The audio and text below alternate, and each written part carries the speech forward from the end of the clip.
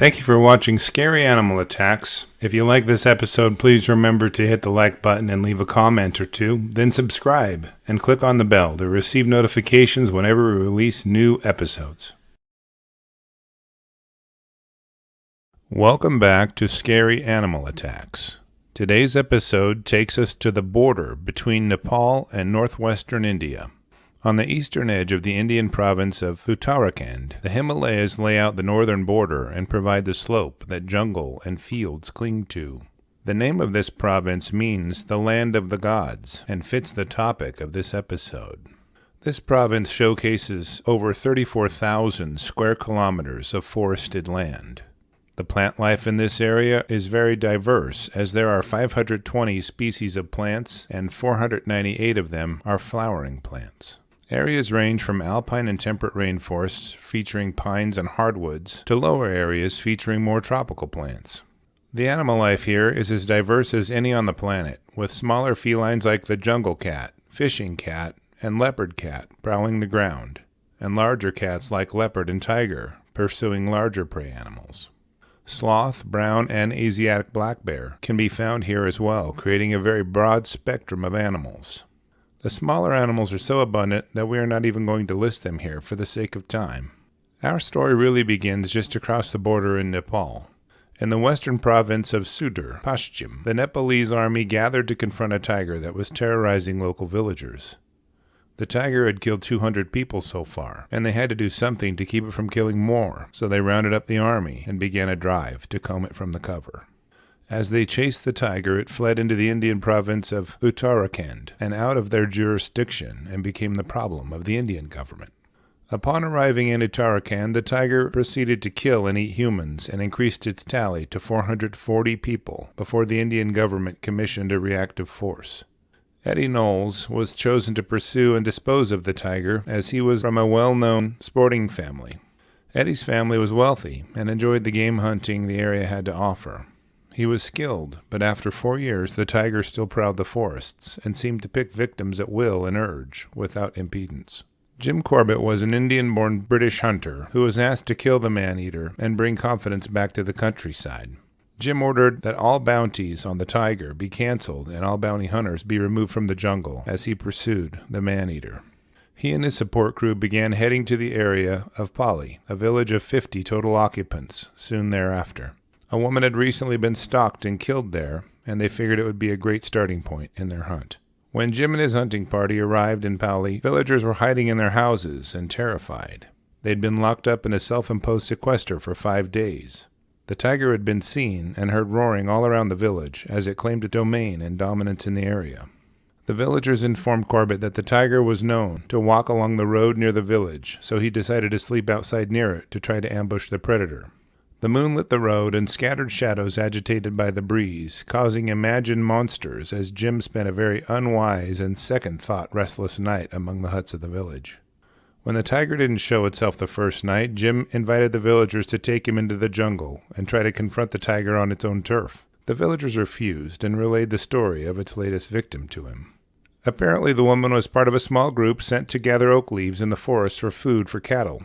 They'd gone about a half a mile into the jungle and climbed the trees to gather the leaves. The tree that enticed them stood alongside a shallow ravine.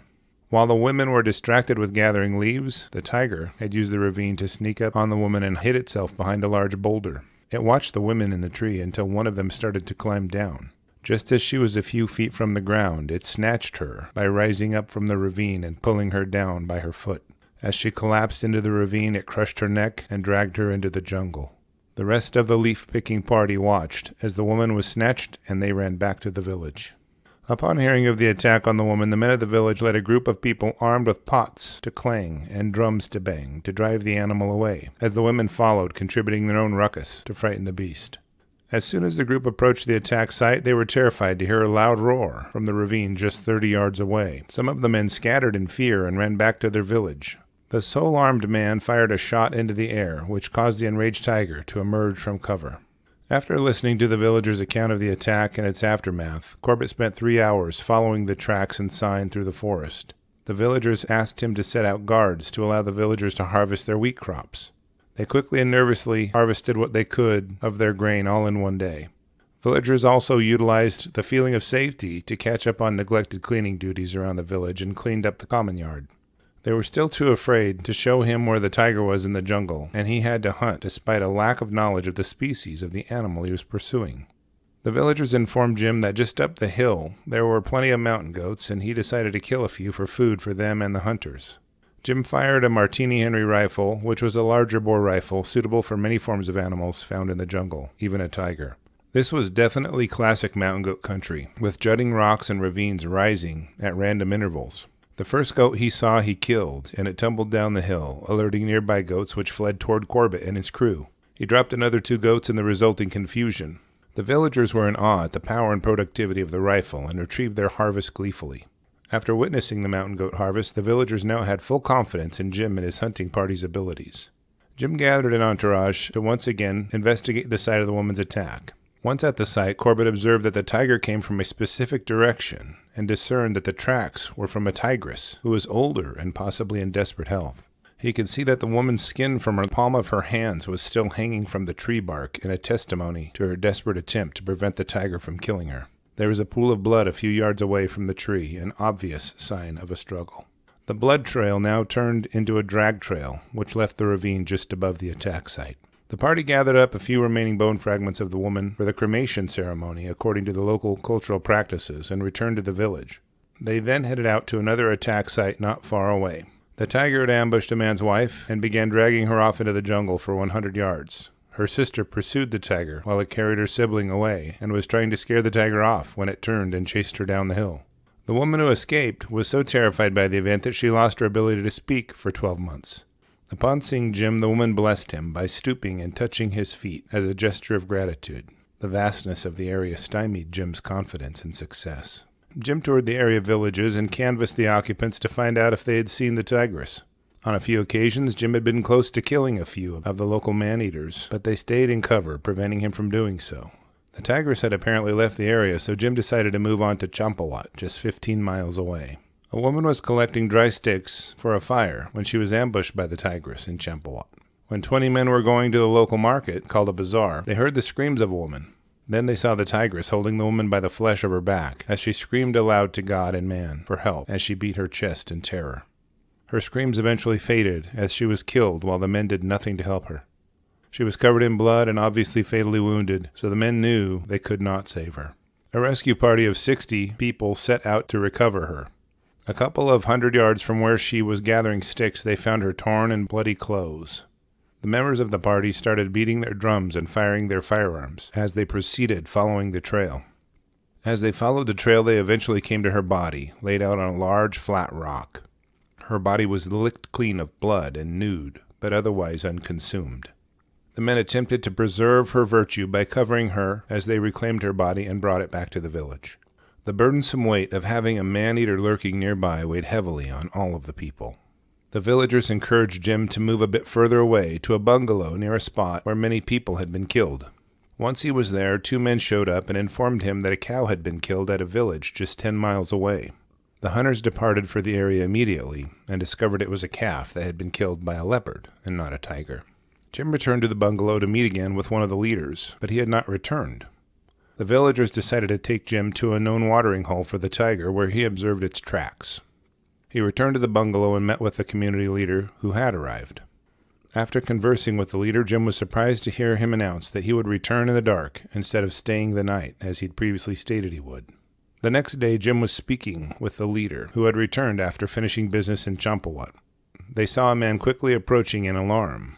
Jim quickly excused himself and walked toward the man. The man's news was that the tiger had returned and killed a young woman. Jim gathered his arms and provisions and rounded up his men. The messenger led the group toward the kill site. Corbett then began gathering insights regarding the attack. A witness indicated that there was a group of young people gathering sticks under a tree when the attack occurred.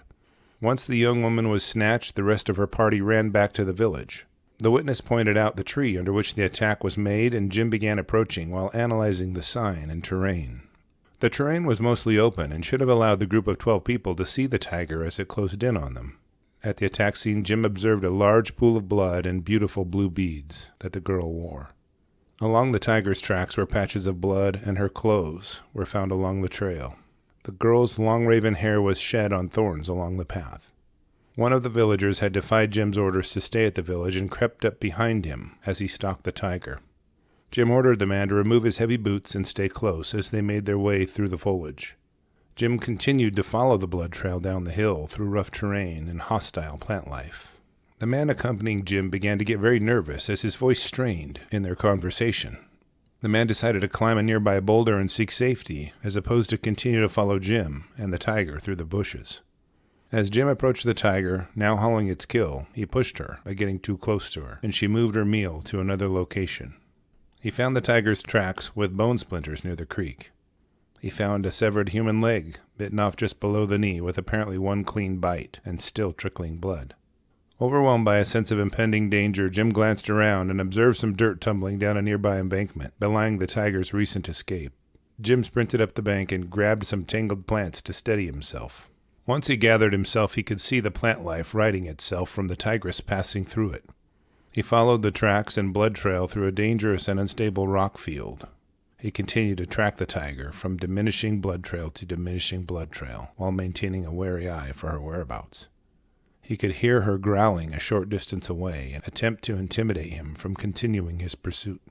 He sped up her pursuit, and this seemed to settle her growling as she realized it gave her location away. Jim decided to return for the night and buried the severed leg for recovery later for burial ceremonies. He picked up the man on the boulder as he returned. Jim knew that the tigress consumed the rest of the young woman and would sleep for the next day. He knew he would need an organized event called a beat. This is when the villagers would string a fabric in a huge circle or line that tigers will for some reason not pass. Between the din made by the people and the presence of the solid piece of cloth, tigers magnanimously run away from the line of beaters. Then they would begin beating drums and pots and then close in the circle or the line while moving the cloth into a tighter and tighter area, eventually trapping the tiger. After observing the terrain, Jim decided they could set up a line of beaters and drive toward a gorge, which he believed the tiger would enter to try to escape through. He had local leaders gather a big group of beaters and rested for the night. Jim arrived at the beat location an hour early and made sure to look over the area and how his plan would work out. He felt good about the plan, and eventually 290 men showed up for the beat. Jim set the beaters out according to his plan and established the plan and roles for them.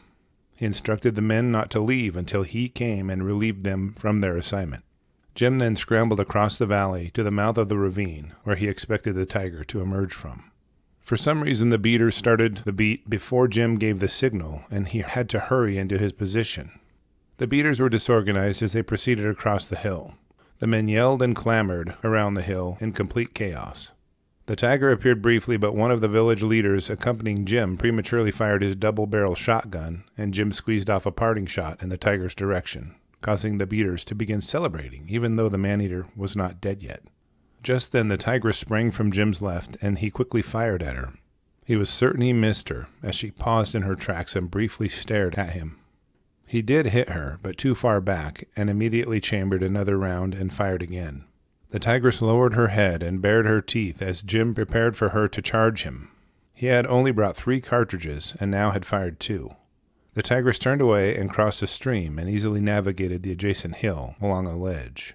She climbed to a projecting rock as Jim yelled for the leader to bring him his gun. Jim ran over and grabbed the gun from the leader as he wouldn't move and headed back after the tigress. The tigress emerged at the protruding rock and revealed herself for a shot. Jim fired and hit the tigress in the paw, but she was in her death throes already, and he didn't know it. She collapsed and breathed her last on the edge of the protruding rock. The beaters began shouting how they wanted to hack her to bits, surprising Jim and bringing him back to awareness of them. The beaters quickly approached with rusty swords, sticks, and other weapons. The men, now enraged at the sight of their torturer, felt their anger subside at the sight of her body and the end of their source of fear and terror. The beaters carefully lowered the tigress from the rock and brought her back to the village. Jim recalled as he observed her before she died on the rock that her mouth was disfigured. Her upper right canine was broken in half, and her lower right canine was broken completely off. This injury clearly prevented her from killing her normal prey and caused her to focus on human prey. The tiger was loaded onto a tote to carry it back to the village past the strands of hair from its last kill, still in the thorns. Villagers and nearby occupants lit the evening with torches as they approached the presentation of the tigress's body. The villagers processed bits of the tiger into charms to give the wearer courage and prevent wild animal attack. The fingers of the girl were given to Jim after extraction from the tigress's stomach, and he buried them in his own personal ceremony and tribute. The villagers rejoiced as they could now once again travel their roads and paths in safety and bid him farewell. Jim took with him the tigress's pelt and head as a keepsake. He presented the pelt to the woman who could not speak from the prior attack. At the sight of the tigress's pelt, she regained her ability to speak and began yelling and shouting for joy. Thank you for watching Scary Animal Attacks. Please consider liking and commenting on our video if you like it, and share it to your social media. Clicking the bell will make sure you get notified when we post. And whatever you do, make sure to be safe out there, because you don't want to end up on an episode of Scary Animal Attacks.